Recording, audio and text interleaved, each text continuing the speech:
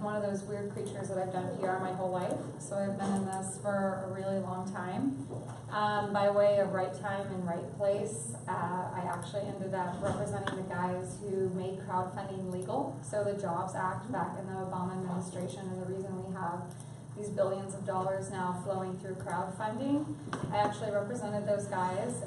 So I've done everything from representing actual platforms such as Kickstarter, not Kickstarter, but there's now pretty much like 2,000 platforms. So it was the new Wild West back when I did that, and I enjoyed it. And then I got out of it when it started becoming, you know, hey, I'm in a band too. And it's very hard to get the attention of journalists or have a successful campaign anymore because everybody jumped on it in a way that was unprecedented that we'd never seen before.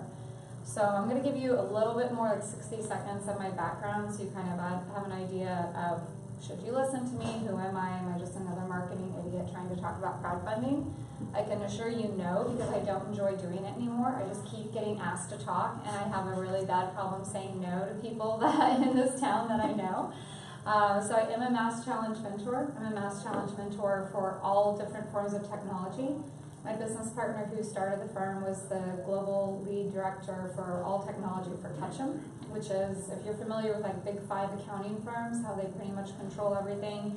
It's the same in the PR world in terms of having huge conglomerate PR firms that are all over the world. So he came from that world. I came from representing companies at the Chamber of Commerce here. I'm not going to go back to my LA days, that takes way too long. In short, I did nonprofit work, so I'm a big bleeding heart. And that's how they got me on Mass Challenge. And so then I went into clean tech to kind of marry my loves of nonprofit, and it would be nice to make a little bit of money and be a little outside of entirely nonprofit. I used to work in South Central Los Angeles. You can imagine what that was like, along with the income. So I switched into technology that I cared about that would make a little bit of money. So we do everything from clean tech to AI, cybersecurity. I actually launched DJI, so if you've seen a drone in the sky, whether you hate it or like it, that was probably my fault. And we took them from a $1 million company in sales to they're now a $10 billion company. So my partner and I have a very wide array of a background. Everything from, we just helped a nonprofit 3-person startup get off the ground and completely rebrand. We still help startups guide them through, should you do crowdfunding, should you bootstrap this, should you take VC money. So we do a lot of guidance along with just media. Because obviously I can't get you to the media if you're on the wrong track. So it's kind of all over the map with that. I did crowdfunding for 2 years. As I said, I got too tired of it with everybody thinks that they should put something up on a crowdfunding campaign and they think that they're going to succeed. So through that, I did launch 3 of Texas' most successful crowdfunding campaigns in history, which is great. So I hope I know what I'm talking about when I give you guys some advice here. And I tend to talk fast. I get a little annoyed when people speak slowly. I think you're all bright people, and I like to leave time for questions, answers, and for you to dig in and ask me different aspects of it. So that's my basic background. Here's my information, and if you guys want to get in touch with me, I'm always happy to take the time to just, that's my job as a mentor here, is to answer questions for free, give you that guidance. 9 times out of 10, I'm probably going to talk you out of a crowdfunding campaign, and by the time we're done with this talk, you might feel the same way. So that's kind of where we're at. So so everybody here, most people have already launched their startup in some way or form. How many of you already attempted some form of public relations with your startup? Okay, it's a lot. You guys might be past crowdfunding as it is, but what people, let me give you a couple of examples really quick, and I'm sorry, I've been on so much coffee this morning. So let me start here and what crowdfunding is and what, a little bit past, I think most people think small startups are trying to get on crowdfunding. The other reason that you have so much noise and competition is that I've had huge companies that are backed by, can't say that, so like companies as large as Intel will put their money into a startup, and then they will just want market validation and publicity. So I've had companies like that contact me, and that's who you're competing with as a small startup. And so it makes crowdfunding even more difficult in two ways. Obviously, you have more people in the space, but really the whole focus of this talk is the problem with things like that is you're dealing now with people that can put real money into a crowdfunding campaign. So I've learned from both sides, and through that and examining hundreds of campaigns, running campaigns, talking people out of campaigns, there really are 10 guidelines that if you're gonna embark on a crowdfunding campaign of some sort, I promise you this will probably make you at least 50% more successful, or at least giving you a fighting chance. So this is all based on research. This isn't me reading a couple of articles. This is my experience with this. So crowdfunding is market validation, period. That was the Intel example. So when you have companies as large as that trying to get their startup somewhere, you've got them basically going, oh, I think the media will write about that. So let me debunk that myth. That's not even on the slide. But let me debunk the myth, number one, that you think that you are going to get media because you're on Kickstarter. And Kickstarter is the top dog, of course. Like I said, there are 2,000 other platforms. If you're on a nonprofit platform, your chances are even more difficult. I'm here to be blunt and honest and save your time. This might work for you to do crowdfunding, it might not, but I want everyone to go in eyes wide open. In the days that I did crowdfunding, it was, the new Wild West, it was the golden age. It was reporters were interested in what is this new source of funding and this new source of promoting something. I have been told by the reporters that I have good relationships with, like at TechCrunch, Wired, so forth. I've had incredible technology products that my clients want to put on crowdfunding. And the editor will say, I really love this idea. This is great. I'm going to do an article. They even start on the article. Then I tell them, oh, and they're going to be doing something on Kickstarter. So please add that into the article. They automatically killed the article. And again, I'm bad news morning Jen here, but I'm reality and I'm going to save your time. I would say if you're pitching a product and you decide to do crowdfunding, it's actually the last thing I would tell a journalist.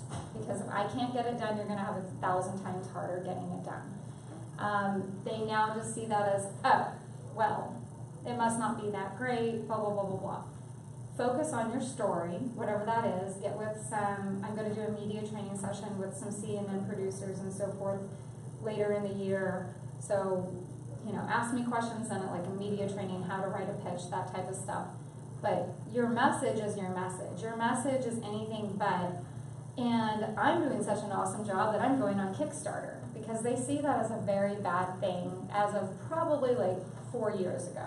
It's like the ship has sailed in which people wanted to cover crowdfunding campaigns.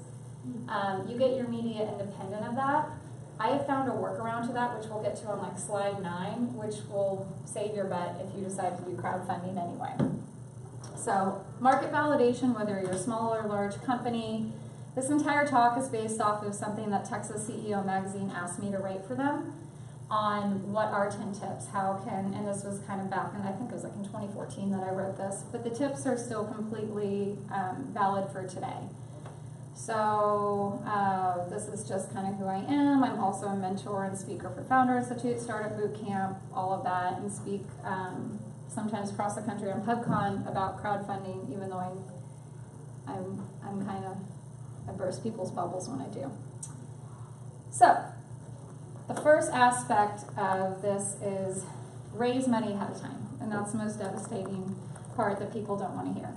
So get some pre-sales, get your beta out, get some, market validation from customers. So when you can't get press, certainly you should have a couple customers, even if you're friends pretending not to be your friends, that are going to be able to say something. So this applies whether you end up a large company or a startup. So when I have large companies that I work with, a lot of it's basically saying, oh, I'm so great, my company is so wonderful. Well, nobody cares, and a journalist is certainly not going to believe that. They're going to want to talk to your customers. So it could just be a paragraph, it could just be a quote, but you need to get a case study or some quotes. That's how you can get your pre-market validation before you've really made some sales and gotten a little bit further along in your business. So also, I so caution against this, but it's an easy trick around it. You can get some buzz creation before you actually really have any by, get a Twitter account and ask 100 of your friends to like tweet about it over the course of a month. Not all on the same day, obviously. Like get some type of pre-validation, even if it's friends and family. So when the journalist goes and looks at your Twitter account or your website, they at least have a couple quotes that this isn't you having an idea. That this product, whatever it is you're selling, I don't care if you're nonprofit, we can talk about that, that's my background and I love it. There's always some type of, you have a product, no matter what your company is. And you need some type of testimonial, and you need that to be out there before you try a crowdfunding campaign. You wouldn't believe how many people miss this and are just like, I'm desperate, I'm not being able to pay rent in 2 months, and so I'm going to do a crowdfunding campaign and that's going to save me.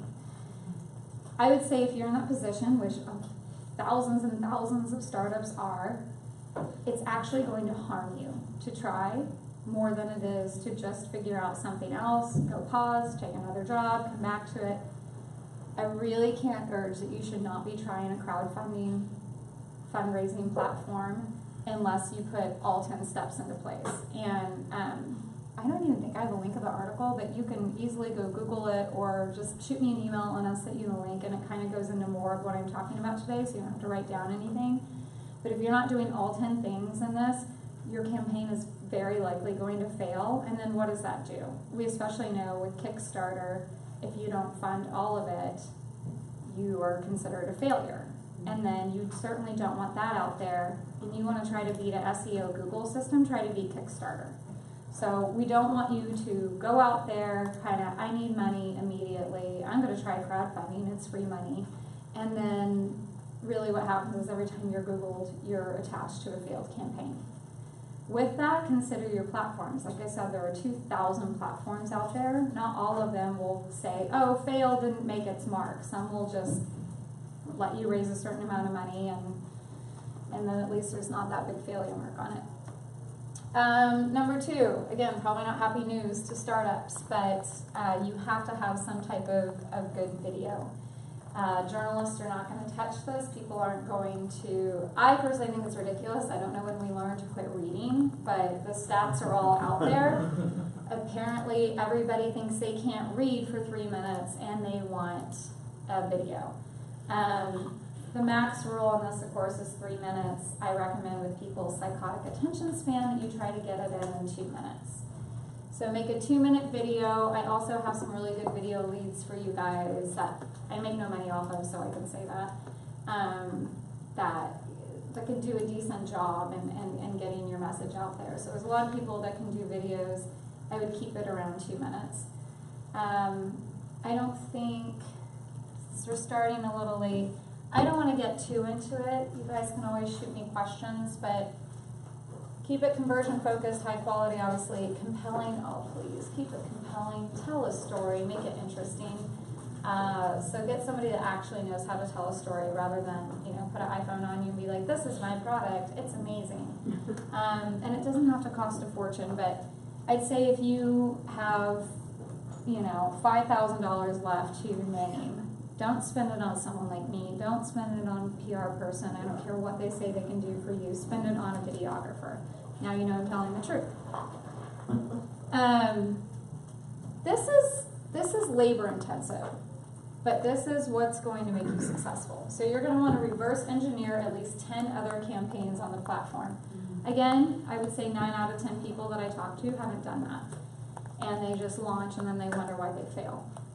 So this just takes some basic research. There's no software that you have to buy. There's nothing you have to invest in that. Just look at your competitors, or not even your competitors. Look at something remotely in your field and say, how did they, why did it work?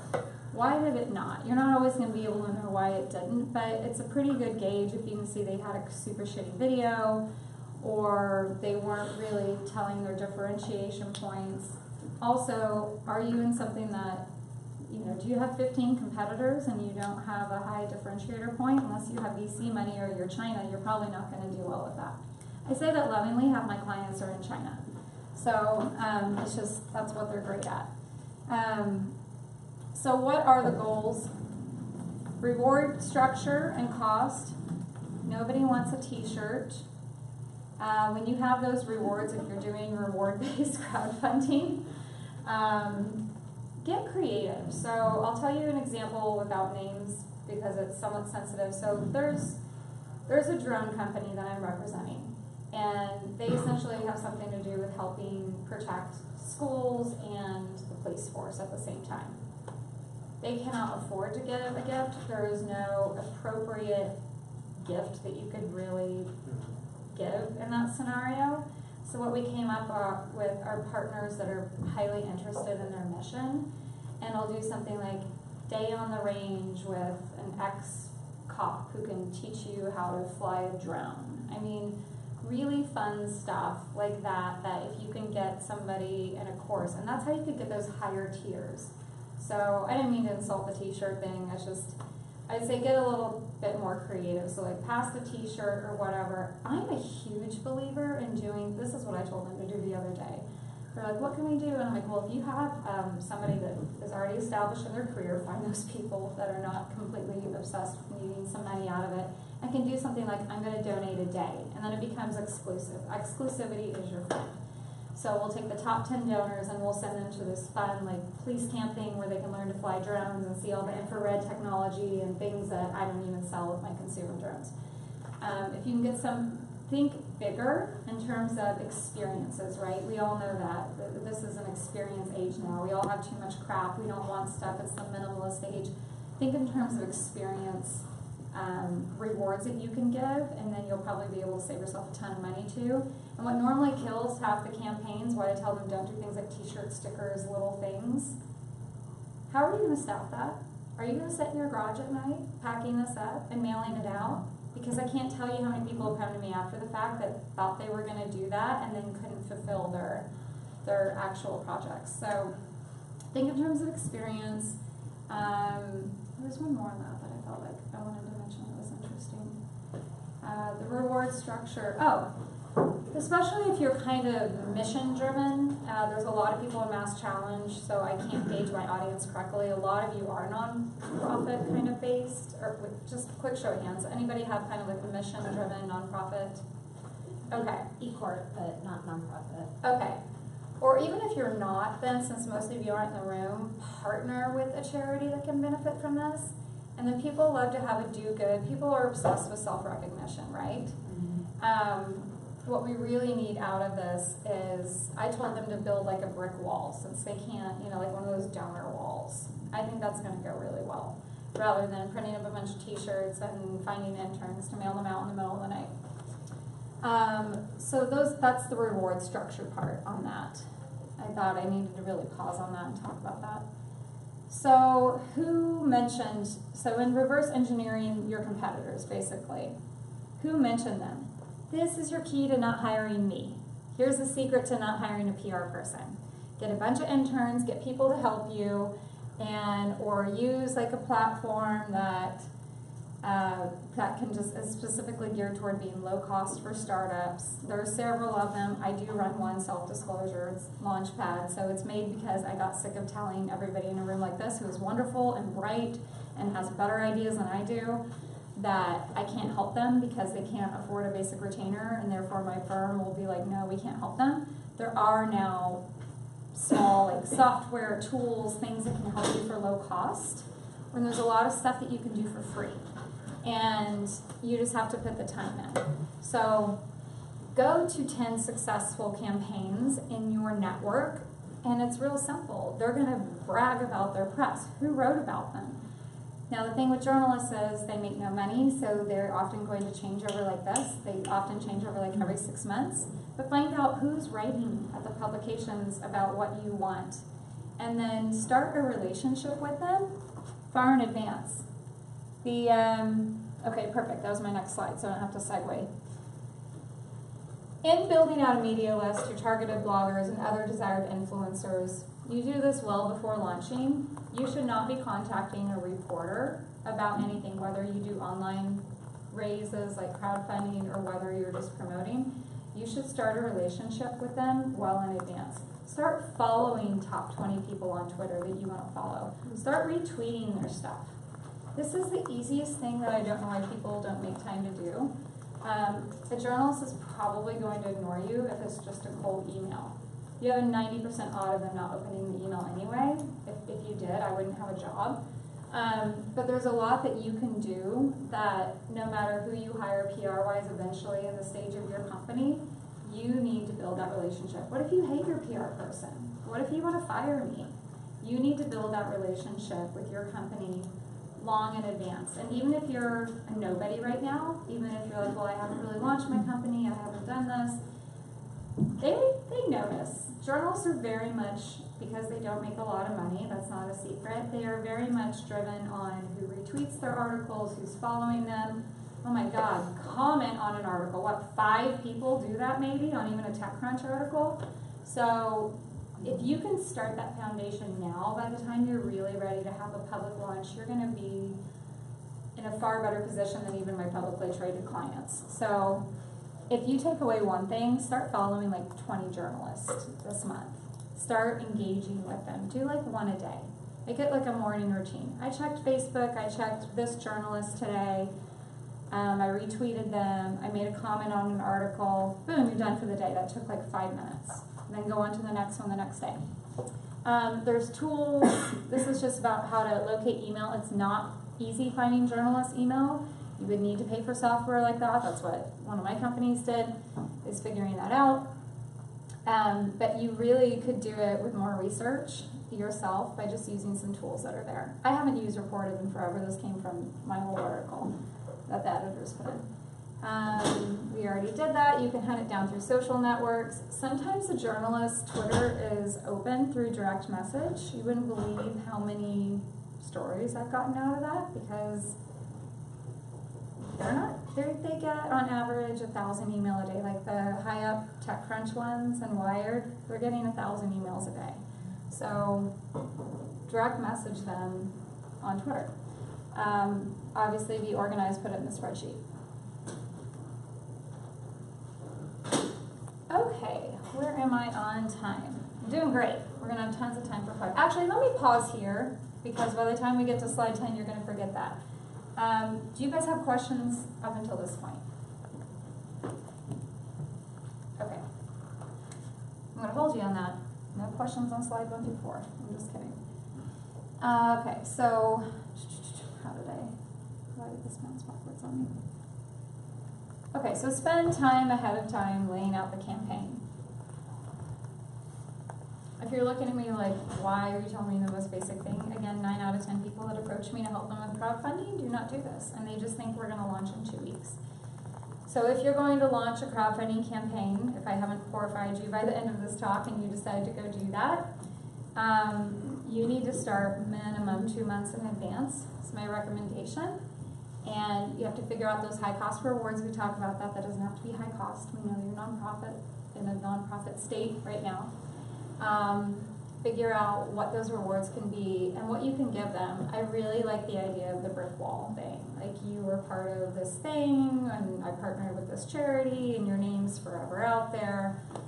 I think that would be very cool. So you just really want to figure out what has to be done. And I can't stress this enough. I don't know if it's in my next slide or not, but please don't underestimate the amount of time that actually managing a crowdfunding campaign requires.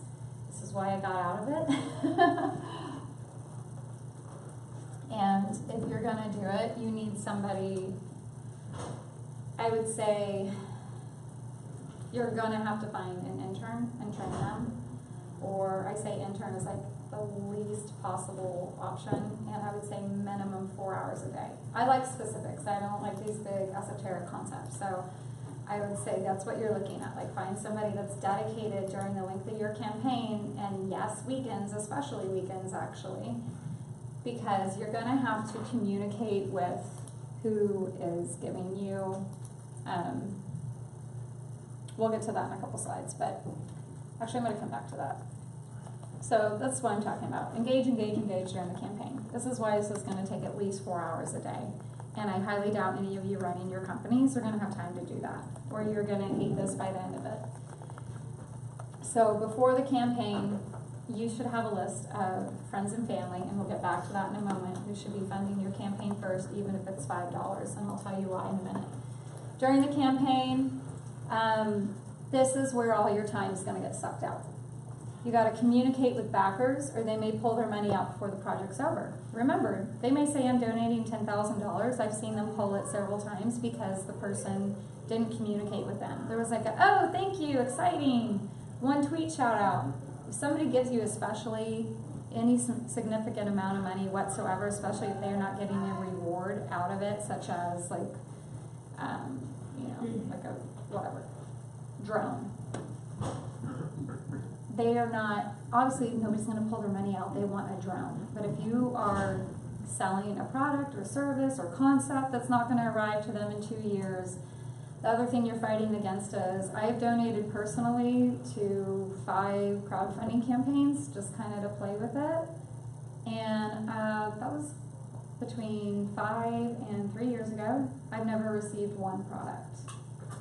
So this is why people are hating crowdfunding. This is why journalists are not covering crowdfunding campaigns, because there's no accountability. Kickstarter's not going and knocking on their door and seeing if they went to Rome on your money. And sadly, there's a lot of scam crap out there. So they're less likely to get nervous that you're one of those people that's gonna pull the funding out and never deliver on what you say you're gonna deliver if you're constantly communicating with them. That's a once a, not annoying them, but like a once a week email update on here's where we are with our prototype, here's where we are with this. Just some type of brief email to them, and or communicate through social media. But you should be communicating, I would say, minimum 3 times a week in some form, like one email,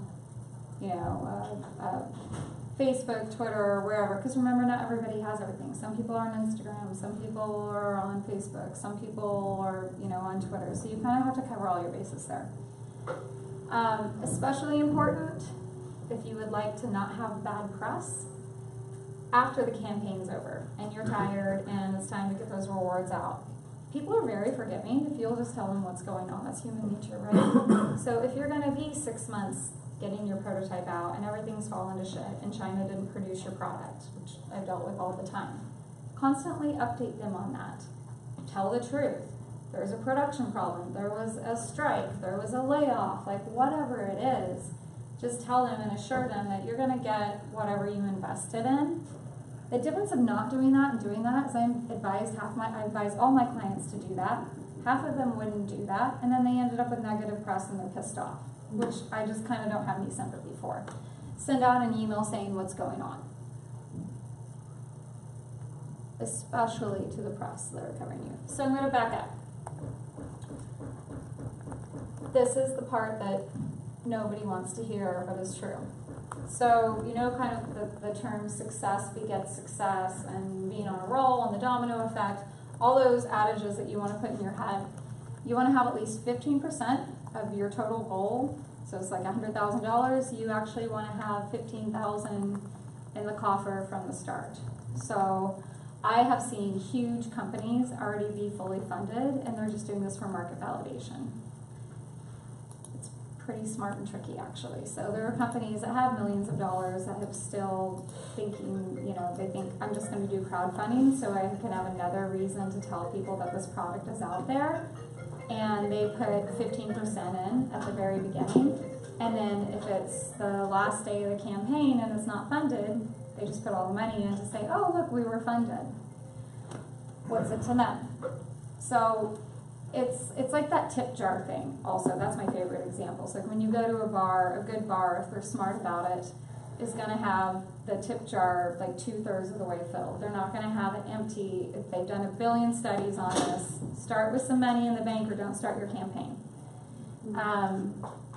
And even if that means you have to lower your goal. If you're like, I don't have any wealthy investors, I don't have this, I've got $2,000 to work with, okay, then your goal is $10,000 and that's it.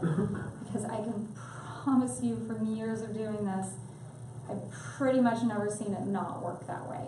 So just make your goal of whatever money you can have in there in the first week. Also, sheer numbers count. So let's say your goal is something small like $10,000. Have, 100 of your friends put in $5. So it can have that little, you guys have all looked at campaigns before, I'm assuming it has a little ticker like 100 people have donated. Oh, that's great. People want to go with that. So you want to hit your funding goal ideally the first week of the campaign. I know that's hard. So if the goal's been hit, here's the great thing. So say you have somebody, it's like, okay, I'll put $10,000 in for you. Your goal is $100,000. I really believe in you. I think you're going to make it. You're like, okay, great. After the goal is hit, I'll give you that $10,000 back. This is the stuff nobody's going to tell you, but this is just how it's done. I'm just being honest. And I think it's helpful. So if you have anybody with any amount of money that can help you, you can just have an agreement with them that if we do hit our goal, I just wanted to show online that we hit our goal, and you can have $9,000 of your money back, whatever it is that you guys want to work out. So we did that. So let me pause there because there's only a couple more. Do you guys have any questions from there? Yeah. I've tried to look at other crowdfunding campaigns that are similar space to ours, and I tried to see like how many donors, like what was the average amount. And is it always possible to correlate, because the numbers didn't add up to me. It seemed like there were a few individuals that donated maybe like, I don't know, $10,000 worth, and it wasn't listed as like the like. Absolutely. Does that? And that's exactly what I'm talking about. That's a behind the scenes thing most likely. Okay. And they don't have to account for it, and they didn't, what they probably did is they went in and they made a direct donation, and they didn't click the, I want my $10,000 level, and so it shows 0 of 1 instead of 1 of 1. Yeah, because every platform, they're overwhelmed and just happy making money. They're not really checking on this. And so I'm just kind of using the system for you guys, telling you how you can take advantage of the system in an honest way. So in that example, if it looks a little funny, you need to assume that they have a couple backers. Yeah, well, I mean, outside of that, just trying to gauge like whether something in our space is able to get funded through a crowdfunding campaign like this, or like how many people would be, is it? If it's telling the people, and there's a lot of people, I think you can really assume that it's friends and family first, and then that they're doing some type of promotion. So before you even get to ever promoting your article media-wise, you should have emails lined up, ready to go, and you're contacting even your college best friend that you haven't talked to in 20 years. And you're contacting everybody and saying, it does not have to be a lot. I'm not tracking how much you give, which is a total lie. You could be truth-telling and just say the intern's tracking. I would just be like, I don't have time to track who's doing what. That's not my goal. I really just ask that you give $5. And in that, I've done too many of these. I wouldn't send out a blast. That's what else I would use an intern's time for, is give over your contact book. You obviously personally contact like your 20 closest people, but past that, they should send out an individual email to them. Because nobody wants, you guys know what it's like. If you get a blast email with 50 friends on it, are you as likely to donate $10 to their charity race versus an individual email? Hey, how's your dog Clifford? That's my dog's name. I'm obsessed with him. You've got me at Clifford. What do you want? You're paying attention. So I would spend my time there with an intern. Just sit down in a room with them and be like, they have a dog, they're obsessed with them, they have this, blah, blah, blah, blah, blah, and have them, if you could get 50 individual emails sent out, you're so much further along than 99% of the people that have ever come to me telling me that they're going to do a crowdfunding campaign, that, oh, I don't want to talk to my friends and family.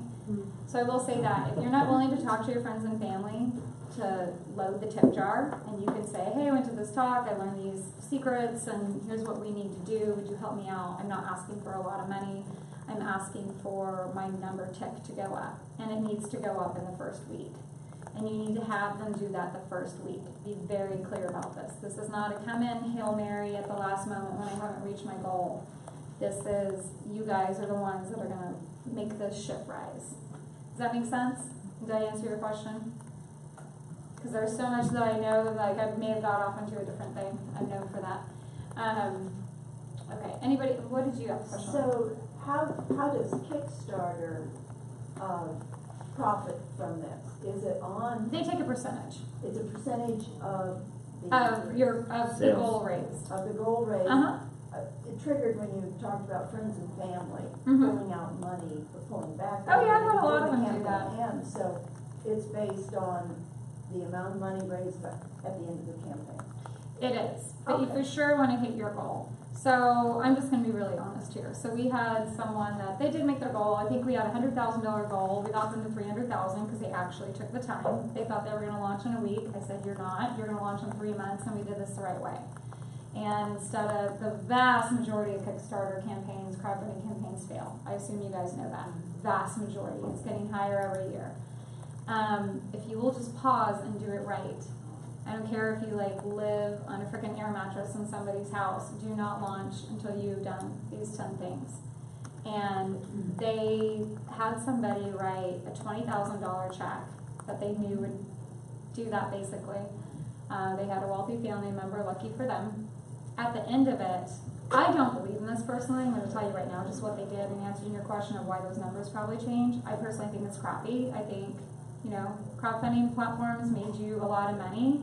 Give your percentage to them. I ethically think that's crappy, but I know what they did for a fact is they reached their goal way past it. We went into like the $300,000 mark, and grandma took her check out and just handed it to him directly. So I'm like, well, that's fine. It also knocked your amount down by 20,000, but that's probably why the numbers are switching. I personally think it's crappy. Any other questions before I move on? Because there's only 2 more points, so we have time. Okay. This is huge and what nobody thinks of. So you think Facebook owns your information, Kickstarter owns your information.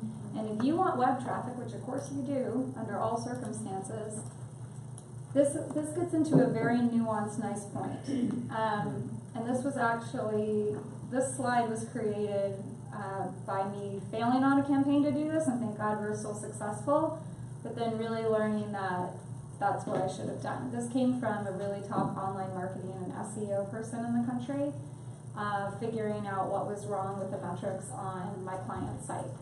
And so they had TechCrunch, CNN, blah, blah, blah. They had all this press. They were reaching their goals. And then we went to look at their website traffic, and it was hardly changed at all. Mm-hmm. So that's not good for so many reasons that you guys probably already know and we don't have to get into. So here's what you do. Say you're lucky enough to have an editor, or when you send out your email, I'm going on Kickstarter at this date. Here's the help I need, blah, blah, blah, blah, blah. Go to my web page. Do not link to the crowdfunding platform. They will get all of your traffic. You go to your web page and you have blasted all over the front of your web page. You change your website for the entire duration of your Kickstarter campaign. And if you're not ready to do that, I wouldn't recommend doing crowdfunding. It has to be huge on your front page of your website. Thanks for visiting, here's what we do, all your typical nav bars, but then here's how to donate to our crowdfunding campaign. And then they click through Kickstarter there, and then everybody wins. Huge thing I wish I would have known in the beginning. So that's just gonna, you know, Google and Facebook own us, but so does Kickstarter, so let's just let Google and Facebook own us and help your website. Because Kickstarter is setting on just endless love of data because of not doing that right there. Well, I mean, they still have your data, even if you do that. They totally have your data, Because but when they're they getting buy it, your they have SEO. your email, right? They totally have your data, but you're not getting any website traffic. Okay. If the journalists or your friends and family just go there, and actually it's apparently different, this is not my expertise, but he's like, it's different levels that you get. Like, you can capture a lot more with it going through your website versus Kickstarter, and then, yeah, then I'll go check them out. Probably because So it's then more about just helping SEO, your own SEO. Exactly, Okay. exactly. Probably should retitle that slide. Does anybody have any questions there? Because I know that's kind of a tricky one. That's kind of confusing. I mean, if you have a redirect on your website, that's going to pass the way Google looks at that traffic, it's passing the authority on to Kickstarter. So I don't think you want just a Eventually- straight redirect, like you want some sort of step that people will actually like land on your site and then Mhm. click on something. Like if it's just a domain, like if it's a 301 redirect, it won't do anything to help your.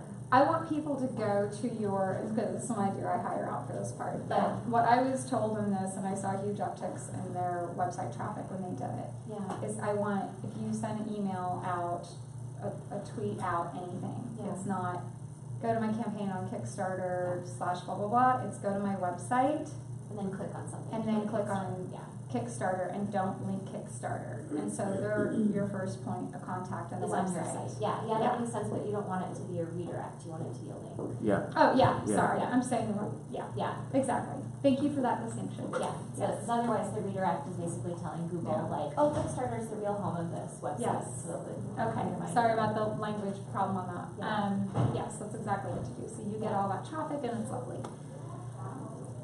So one of the final points is, and this is true for, say you guys are like, my God, I never want to do a crowdfunding campaign ever. This is just good PR advice. That is a little thing that 9 out of 10 PR people are not going to tell you. I don't know if they're lazy or don't know. I don't know why they're not doing this. But there's a couple ways to do this. So it's like that tree falls in the forest example. Mhm. Does anybody hear it? I'll use a direct example because I like those. So I recently had a client on Bloomberg, on CNBC, on Squawk Box, on Squawk Box. #1 business show by far in the country, by all rankings and measurements. He had a 9-minute segment live, and he had a 7-minute segment online. So that's really long for one segment. It was a fantastic, fantastic win for him. There was about this much uptick in his website and business and traffic. I couldn't have done a better job doing that, and I told him till I was blue in the face. I now won't take on a client for PR unless they're telling me that they're gonna have an online marketing budget. I'll refer them to a million people I trust. I'm not saying that for any benefit of my own.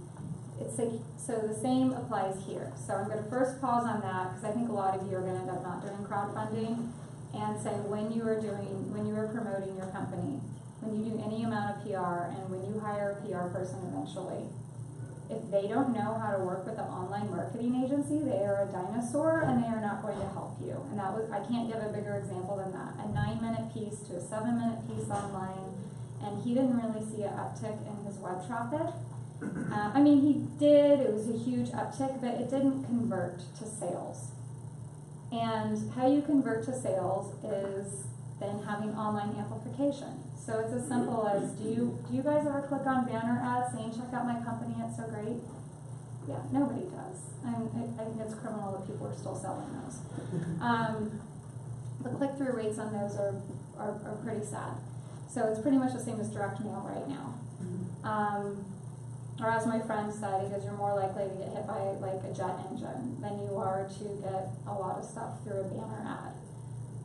What you can do and should spend your money on is getting some good press articles, and then, we put gasoline on the fire, as I put it. So if press is the fire, your online and digital plan is the gasoline. So it's when your VC guy that you're trying to court, we can now get really granular is what I'm told. You can find like the 10 people you want to invest in your company, and instead of you going in front of them and saying, hey, look at me, amidst 1,000 other proposals, give me money, help me, we're finding their name online, and we just make sure that they saw your CNN article. It's the way of doing smart PR. So please be aware of any PR person that doesn't understand how to amplify it with an online marketing team. So many examples of this. Another really quick one, whether it's crowdfunding or a regular PR campaign, is, so say you have a B2B product. How many people have B2B products? Okay, so whether it's B2B or B2C, it's a little bit different. It's much more expensive, but much less people that you have to attract, obviously, than say like a drone. I have a drone company as one of my clients. They can sell all over the world. They're selling an expensive toy. Their online marketing channel would be, they got a great review in TechCrunch, and so I need to now make sure that anybody making $100,000 plus in this age range is seeing this ad that's ever searched for robotics in their life, right?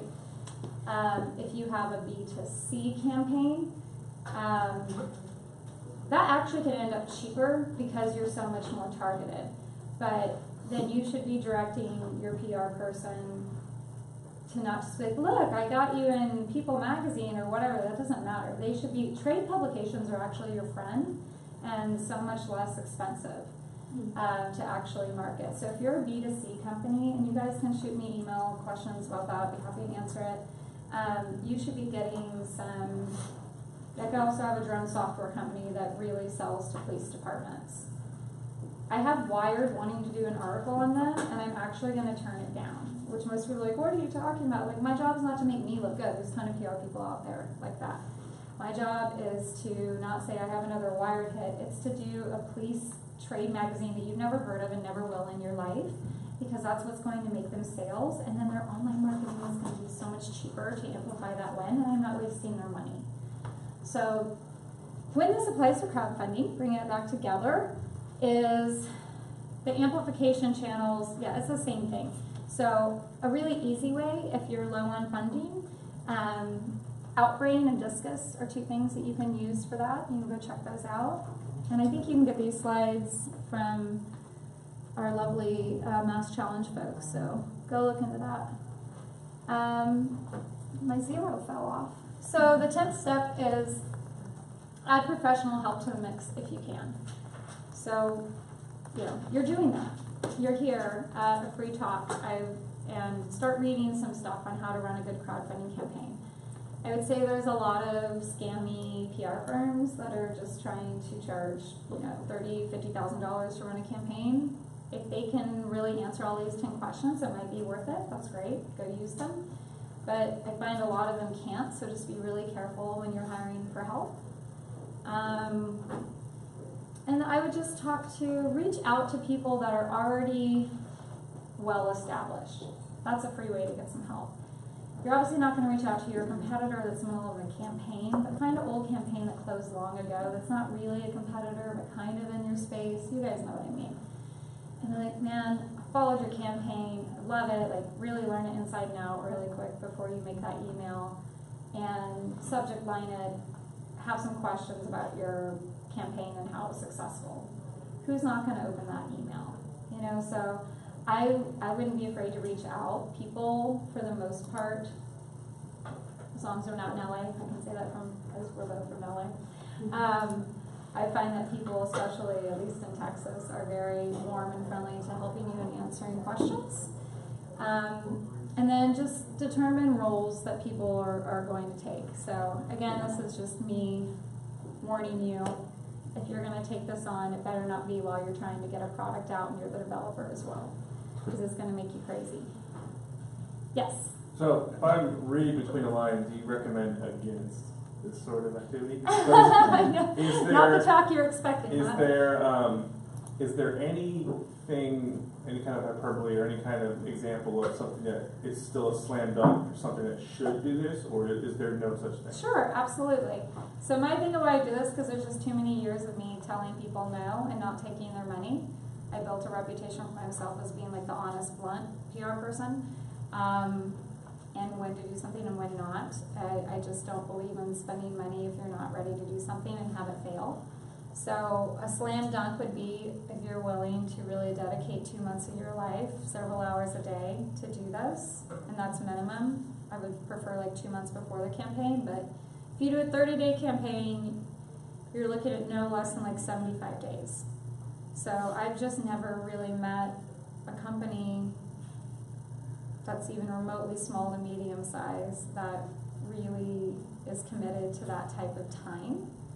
And so if you can get organized in advance and have very good help, and they just have a very clear expectation of, this is your job 4 hours a day. You send emails and thank yous to everyone that gave us $5 or $500.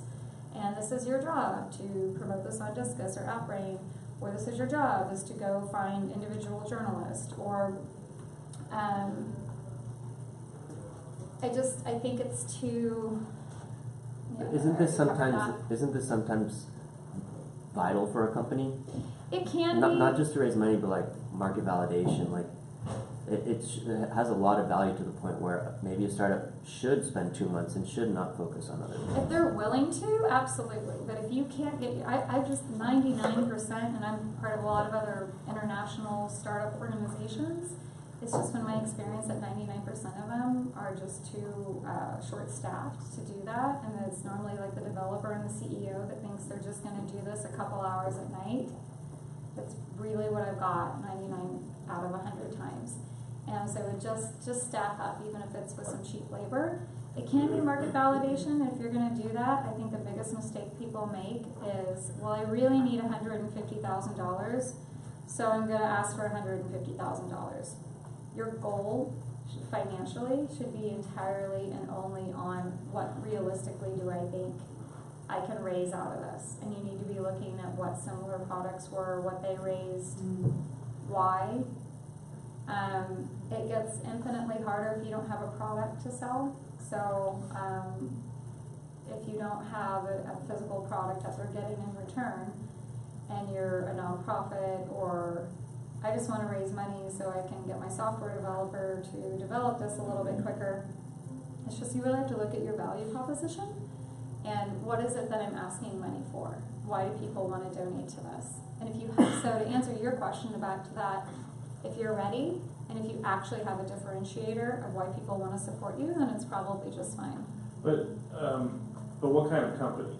Like, is it a mass market product? Is it a specialized product? Is it a It's widget? all over the map. I've seen weird things excel. Yeah. It's all over, it's just you have something that people want and that they need and has not been done by a million other people. The Me Too products, I would just nix it right now and just try to get some market validation another way, through press, through case studies. Yeah. I'm sorry, we'll start there. Do you have any perspectives on medical products? On med tech, what type of med product? So ours is a product that would be sold to the physician. It's a tissue engineered nipple for nipple regeneration after mastectomy. So it isn't something that we can give directly to patients, but it's something that, because it's an elective procedure, we give to market to the patients and the surgeons. So my answer to that would be you need to market directly to the surgeons. No, I would not do crowdfunding, and I would specifically look at getting a few pieces of organic press and a trade magazine, and then amplifying that online. So if you know the names of those 20 physicians to start, that's your low-hanging fruit. You need to get that article in front of them. Okay, does that make sense? Not contact me, we can talk about it more. Yeah. Yes. Of the people that have followed these 10 steps, what percentage of those people have failed? All of my campaigns have succeeded. I'm the rare bird. I think that's why I keep getting asked to talk about this. So would you say the issue isn't the system, the issue is the people running it? It's also I don't take on products that are Me Too products, and 7 other companies are already out there thriving, and you'd be surprised how many people try that. It's just crowdfunding so often is just this desperate, and I'm too nice, so I'll spend an hour on the phone with them trying to talk them out of it, knowing I'm never going to take it on or make a dime for it. So now I'm just doing it in mass. You might have something. I certainly didn't mean to get up here Oh no, and get totally I've done a negative. crowdfunding campaign. I'm Okay. just very interested in kind of other people's perspectives. And the Because ones that we've reverse engineered, these 10 steps didn't just come from our experience. I know how to answer your question. It also came from one in like reverse engineering and going, all right, it looks like they probably did this. Those were the 20% that didn't seem to succeed. yeah, because I mean, with ours, we got similar advice, and it worked out really well for us. Great, awesome. Which is why I was asking, like, It makes me hopeful.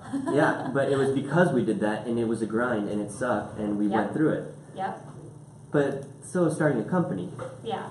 Like, Exactly. it's not easy, but if you do it, it's great. Like, it changed our company completely. So I was just curious to see, like, it almost seemed like you're saying more, you just need to be willing to put in the work. Yeah. And obviously the product matters too. If you have a product and you're willing to put in the work realistically, I have just been You've seen that most people are not. shocked on what most people, even though they're smart and amazing and developed a product that I would never have an idea for, just have this really fantasy thinking of like, oh, it's quick free money, and I'm gonna put in like 20 hours to this campaign, and I'm gonna get free money, and that's like 99% of the people that I talk to, and they're smarter than I am about everything. So it's just reality based. But see, thank you. You're the perfect person to say it worked. You put in the time.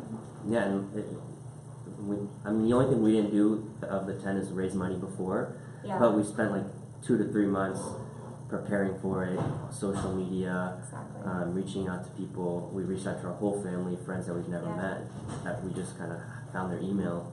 I would say that 80% of the phone calls that I've received back in the day to handle someone's crowdfunding campaign, they legitimately thought, well, great, now I'm ready for PR. And they're like, and we're launching in 10 days Right. to 2 weeks is 80% of my calls. Yeah. I was dumb enough to take on 2 of those, but I'll never do it again. Does this methodology apply to raising money through AngelList syndicates? I know it's a little bit different. But Are you talking about equity-based crowdfunding? Okay. Yes, but no. That gets trickier. I would say that you just have to have your ducks even more in a row, and that's also become now the new Wild West. And you just have to have more of a business. Make sure you have your business plan totally in place, because that's the first thing they're going to look at. Because now they're looking for obviously a small piece of your company. So I would just go through the business plan. I think my business partner actually did like a week of mentoring on that. There's a lot of wonderful people in town in Mass Challenge that will help you with a good business plan. So just make sure that's really locked up, and that have your ducks in a row on what the VCs are going to ask you, or the angel investors. And then the thing I was most concerned about was I heard that using these AngelList syndicates could be a good way to finish after round, but that you have to reveal so much information and post it available. Yeah. That your competition could potentially. That's the other thing. So for you, I would do, of all the steps, then just worry about that. Like reverse engineer some campaigns. Talk to people that, again, have already long done. They don't see you as a threat. They have the time to talk to you. And there's a million of them. So I would just go find some people that have already done it and say, what was your experience with this? Do you feel like you divulged too much? I only ran a couple of those, and that's when I was just really so burnt out with this that I got out of it. So I'm not going to stand up here and feel like I have the best advice to give you, other than when people call me, I'm like, we'll go talk to some other people. We survived it and did okay, but it's just really labor intensive. Yeah, but to me the biggest key to take away is online marketing. There's now, and this is a new thing, you couldn't used to do this. You can find 20 angels online, and you can get one press win, is my advice to everybody. Whether you're doing crowdfunding or not, get a good piece of press, somebody to talk about you, and then you're not emailing them and being like, hey, look at me, check out my company or my piece of media. You're doing some online marketing, making sure that somehow ends up in their inbox. I mean, not in their inbox, on their screen that day of such and such, featured in Forbes magazine. If that's what they're already kind of looking at, which clearly they are, they're like, oh, wow, these guys must be big time. And if they're savvy, which my opinion on this is only 30% of them even know that you're behind the curtain doing that, that doesn't hurt you. I used to be worried about that, and so I went to a lot of top online marketing firms and going, doesn't it make it seem like, come on, they're gonna know that trick, like that it's not just naturally popping up on their screen today, that maybe you were behind that, and they're gonna go, good, they know how savvy you are, and they know that you mean business, and they know you've got a piece of business. So the feedback I got from a very top online marketing firm is that never hurt their clients, even if a few of them are savvy enough to know that you paid to be in front of them. Gotcha. Does that make sense? Yeah, Yeah. we're in a similar situation where we only have 3,500 neurosurgeons in the country that we focus on. I'm med tech right now. Okay. Yeah, I definitely would not do crowdfunding. If you want to, I don't, but my VP did a lot of med tech. So if you want to email me afterwards, I'll try to find out some answers for you. Okay, thank you. Yeah. You mentioned following journalists on Twitter and responding to articles and commenting on articles. Is there any other tidbits on how to stand out in a crowd to journalists to get that? That right there, 99% of people don't do. I'm even falling behind on it myself. So that is so much more powerful than you think. Go start looking at huge articles, even like TechCrunch or Wired or whatever, especially your trade publications.